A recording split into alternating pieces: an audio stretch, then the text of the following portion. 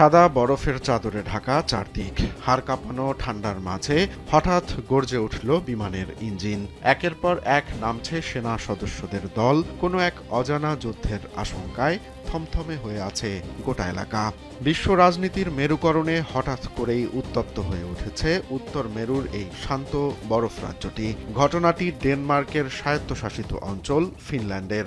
দ্বীপটি কেনার বিষয়ে ডোনাল্ড ট্রাম্পের জেদ এবার মোড় নিয়েছে প্রকাশ্য সংঘাতে।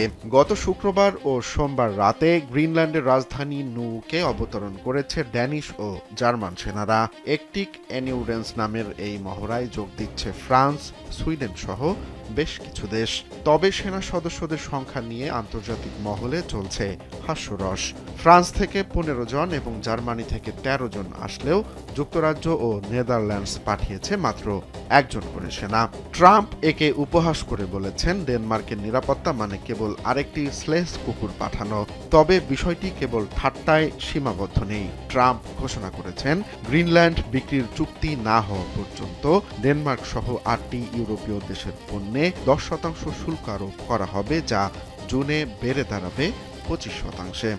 এমনকি বল প্রয়োগে দখলের প্রশ্নে ট্রাম্পের মন্তব্য নেই বার্তায় দানা বাঁধছে নতুন আশঙ্কা।